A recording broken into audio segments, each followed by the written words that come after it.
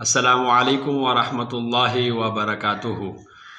आज आप अहबाब के सामने क़ज़ा नमाज़ों के बारे में चंद मसाइल हैं जो कि बहुत ही अहमियत के हामिल हैं। चूँकि नमाज जो है ये अल्लाह रब्बुल इज़्ज़त की तरफ से सबसे पहला और सबसे बड़ा अहम फ़रीज़ा है जिसको अदा करना लाज़मी और ज़रूरी है। यह हमारे ईमान का जुज़ है और अहम जुज़ है। इसीलिए अगर कोई साथी ऐसा हो कि जिसके क़ज़ा नमाज़ें बाकी हों, पुराने नमाज़ें रहती हों उनकी, तो उनकी खिदमत में अर्ज़ है कि इस वीडियो को आखिर तक देखें और इसको अमल की नीयत से सुनें और इन तमाम मसाइल पर अमल करते हुए अपनी क़ज़ा नमाज़ें शुरू कर दें। चूँकि आज से कुछ दिन पहले हमने अल्हम्दुलिल्लाह इस मौज़ू पे काम शुरू किया था और काफ़ी लोगों से रब्ता हुआ, उनको क़ज़ा नमाज के तरीका समझाया और उनसे क़ज़ा नमाज़ें शुरू करवाई हैं सिर्फ़ और सिर्फ अल्लाह रब्बुल इज़्ज़त की रज़ा के लिए।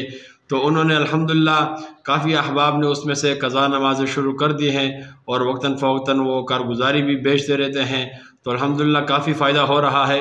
तो जो सोचा कि ये तमाम मसाइल आप हज़रात के सामने भी रख दिए जाएँ ताकि आप हज़रात को इन मसाइल से आगाह किया जाए और इस पर अमल करने की कोशिश कराई जाए। तो इसमें से चंद सवालात थे जो साथी करते हैं, उमूमन आम तौर पर पूछते हैं कि भाई क़ज़ा नमाज किस वक़्त पढ़ सकते हैं, क्या इसके लिए कोई ख़ुसूसी वक़्त है, क्या मस्जिद में इसके लिए जाना ज़रूरी है, क्या सुन्नतें भी साथ पढ़ना ज़रूरी है। इन तमाम सवालात के जवाबात इंशाअल्लाह आज की इस वीडियो में आपको देंगे। आप तमाम हज़रात से गुजारिश है कि ख़ुद भी मुकम्मल आखिर तक सुनिएगा और तमाम अहबाब से भी इस वीडियो को शेयर कीजिएगा। तो सबसे पहले मसले की तरफ आते हैं क़ज़ा नमाज़ों के औकात के बारे में कि क़ज़ा नमाज का कौन सा वक़्त है। मेरे मोहतरम, क़ज़ा नमाज हर वक़्त पढ़ सकते हैं, इसके लिए कोई वक़्त मुतअय्यन नहीं है। हाँ, 3 औकात ऐसे हैं जो मकरूह औकात कहलाते हैं, उसके अंदर आप कोई भी नमाज नहीं पढ़ सकते। वो 3 औकात क्या हैं? सबसे पहले तुलूए आफ्ताब यानी सुबह की फजर की नमाज जैसे हम पढ़ लेते हैं, कुछ देर के बाद सूरज निकलने का जो वक़्त होता है 15-20 मिनट, तो इस दौरान हम क़ज़ा नमाज़ें नहीं पढ़ सकते। ये एक वक़्त हो गया। और दूसरे नंबर पर वक़्त जो है वो ज़वाल का वक़्त है कि जिस वक़्त सूरज बिल्कुल हमारे सरों के ऊपर ठहरा हुआ हो, उस वक़्त भी हम क़ज़ा नमाज़ें नहीं पढ़ सकते। और तीसरा वक़्त जो है वो ग़ुरूब आफ्ताब है कि जब सूरज असर के बाद, तो मग़रिब से कुछ वक़्त पहले जब सूरज ग़ुरूब हो रहा हो, उस वक़्त वो भी मकरूह वक़्त होता है, उस वक़्त भी हम क़ज़ा नमाज़ें नहीं पढ़ सकते। ये 3 मकरूह औकात हैं जिसमें हम क़ज़ा नमाज नहीं पढ़ सकते। इसके अलावा जब चाहें हर वक़्त हम क़ज़ा नमाज़ें पढ़ सकते हैं। ये पहले सवाल का जवाब दे दिया जो उमूमन अहबाब पूछते रहते हैं। और दूसरे नंबर पर एक और सवाल भी बहुत ज़्यादा करते हैं कि एक दिन के अंदर क्या एक दिन की नमाज़ें लौटा सकते हैं या कई दिनों की नमाज़ें पढ़ सकते हैं। इसके बारे में थोड़ा सा आपको समझा देते हैं। एक दिन के अंदर आप कई दिनों की नमाज़ें भी पढ़ सकते हैं। मसलन अभी आपने फजर की नमाज़ शुरू कर दी, फिर ज़ोहर की, फिर असर की, फिर मग़रिब की, फिर इशा की, फिर वितर, फिर अगले दिन फजर की, फिर ज़ोहर की। इसी तरह आप चलाते एक दिन के अंदर 5 दिन, 10 दिन, 15-20 दिन, 50 दिन की नमाज़ें भी पढ़ सकते हैं। उसके ये ज़रूरी नहीं कि आप एक दिन के अंदर सिर्फ़ एक दिन की नमाज़ पढ़ेंगे, नहीं, जितना आपका मर्ज़ी, जितनी भी आपका दिल चाहे आप नमाज़ पढ़ सकते हैं। और इसमें नियत का तरीका क्या है कि उलमा ने लिखा है इसके नियत का तरीका कैसा करना चाहिए कि सबसे पहले ये नियत करें, मसलन फ़जर की नमाज़ अभी पढ़नी है तो ये नियत करे दिल के अंदर। असल तो नियत का जो है वो तो दिल का इखलास है, दिल के अंदर जो आए कि आप इसी नियत से नमाज़ पढ़ रहे हैं कि भाई मैं क़ज़ा नमाज़ें पढ़ रहा हूँ और सबसे पहली क़ज़ा नमाज़ पढ़ रहा हूँ, तो ये भी आपकी नियत हो जाएगी। ये ऐसे तरीका है कि क़ज़ा नमाज़ों में सबसे पहली जो फ़जर की नमाज़ है उसकी क़ज़ा पढ़ता हूँ। जब आप फ़जर की पढ़ लेंगे तो वो अदा में शुमार हो जाएगी।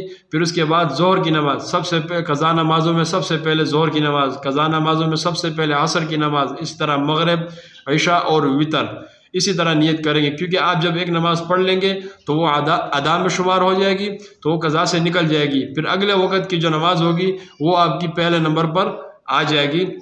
तो इस तरीके से नियत करेंगे। और एक और मसला भी अक्सर लोग पूछते हैं کہ جو 3 اوقات میں نے بتا دیے مکروہ وقت، کیا اس کے علاوہ ایسے اوقات، یعنی عموماً لوگ پوچھتے ہیں کہ فجر کی نماز کے بعد اور عصر کی نماز کے بعد کیا آپ جو قضا نمازیں ہیں وہ پڑھ سکتے ہیں؟ تو اس کے بارے میں پہلے ہی آپ کے سامنے مسئلہ عرض کر دیا کہ 3 اوقات جو مکروہ ہیں اس کے علاوہ آپ ہر وقت پڑھ سکتے ہیں۔ اگر فجر کی نماز کے بعد اور عصر کی نماز کے بعد آپ کو کچھ اتنا وقت مل رہا ہے کہ آپ اس کے اندر قضا نمازیں پڑھ سکتے ہیں تو آپ بے شک پڑھ سکتے ہیں۔ یہ مطلب یہ ہے کہ مکروہ وقت نہ ہو، اس کے علاوہ آپ جب بھی قضا نماز پڑھنا چاہیں تو آپ اس کو پڑھ سکتے ہیں۔ اور ایک سوال اکثر یہ بھی کیا جاتا ہے کہ کیا قضا نمازوں میں سنتوں کی بھی قضا کرنی پڑے گی؟ تو اس کے جواب میں عرض کر دیتا ہوں کہ قضا نمازوں میں سنتوں کی قضا نہیں ہوتی۔ اس کے اوپر آدمی توبہ استغفار کرے، انسان کی اپنی جو سستی کاہلی ہوئی تھی تو اس کے اوپر توبہ استغفار کرے، باقی اس کی قضا نہیں ہے۔ قضا نمازیں صرف فرائض کی اور واجبات کی ہیں، یعنی فجر کے 2 فرض، ظہر کے 4 فرض اور عصر کے 4 فرض، مغرب کے 3 فرض، عشاء کے 4 فرض اور اس کے بعد 3 وتر، ان کی قضا ہے۔ یہ ایک دن کی نماز آپ کی مکمل ہو جائے گی۔ اسی طرح پھر دوسرے دن، پھر تیسرے دن، اسی طرح کرتے کراتے سب سے پہلے تو آپ یہ بھی سوچیں گے کہ آپ کی کتنے سالوں کی نمازیں ہیں۔ جتنے سالوں کی نمازیں ہوں گی اتنے سالوں کا اندازہ لگا کر اتنے سالوں کی نماز آپ کے اوپر فرض ہے، اور یہ اللہ رب العزت کی طرف سے حکم ہے۔ اسی لیے اس میں کمی کوتاہی اللہ رب العزت کی طرف سے معاف نہیں ہے۔ اسی لیے اللہ رب العزت نے یہ جو زندگی دی ہے، اگر اس نیت سے شروع کریں گے کہ انشاءاللہ جتنے بھی میرے قضا نماز چاہے وہ 50 سال کی کیوں نہ ہو، تو اگر اسی دوران موت آ جائے تو اللہ سے امید ہے، علماء کرام نے لکھا ہے کہ انشاءاللہ اللہ جل شانہ باقی نمازیں معاف کر دیں گے۔ لیکن اگر ہم اسی نیت پہ بیٹھ جائے کہ بھئی اللہ جل شانہ تو غفور رحیم ذات ہے، وہ معاف کر دینے والی ہے، تو اس صورت میں معافی نہیں ہوگی بلکہ اس کے اوپر سخت پکڑ ہوگی۔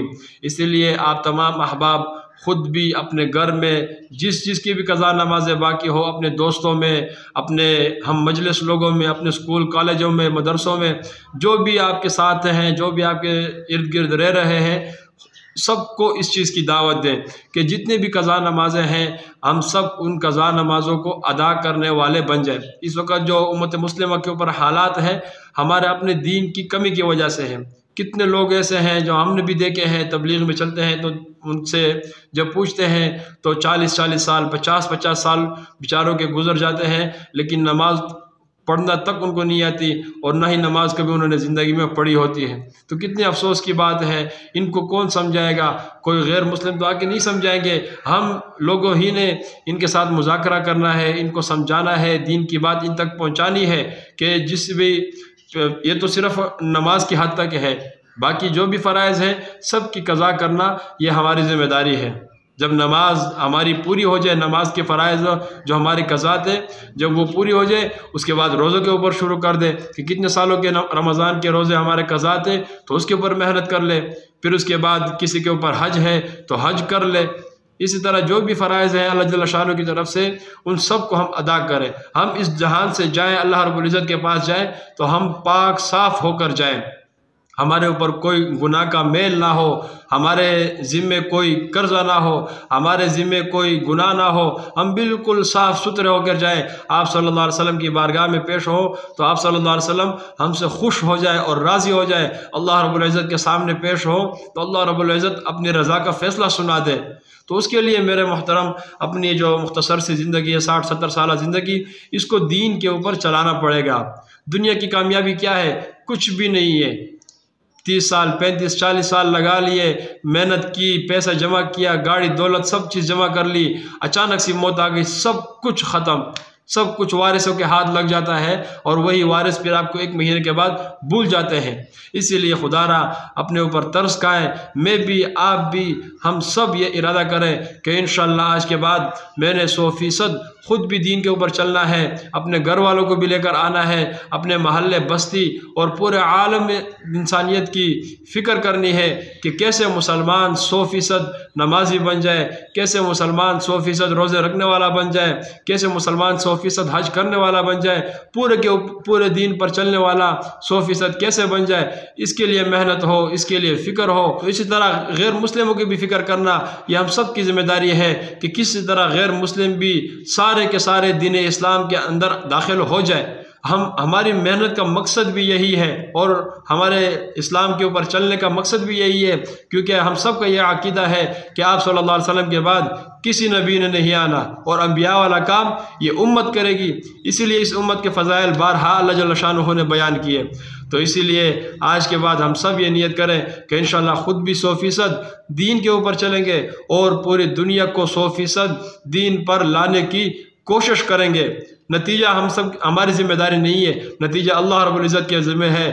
ہمارے ذمہ کیا ہے؟ محنت کرنا، کام کرنا، لوگوں تک دین کی بات پہنچانا، یہ ہماری ذمہ داری ہے۔ باقی نتیجہ ہمارے ذمہ داری نہیں ہے۔ اللہ رب العزت کا وعدہ جو ہے وہ داعی کے ساتھ ہے، مدعو کے ساتھ نہیں ہے۔ جو دعوت دیتا ہے، لوگوں کو دین کی طرف بلاتا ہے، اس کے ساتھ تو اللہ کا وعدہ ہے کہ اللہ تعالیٰ تمام انعامات اس کو عطا فرمائیں گے۔ لیکن جس کو دعوت دی جا رہی ہے اس میں اللہ رب العزت کا اختیار ہے۔ اللہ رب العزت جسے چاہے ہدایت دے، جسے چاہے گمراہ کرے، اور اللہ رب العزت کے قبضہ کنٹرول میں سب کچھ۔ اللہ رب العزت ہم سب کو 100% دین کے اوپر چلنے والا بنائے۔ وآخر دعوانا ان الحمد للہ رب العالمین۔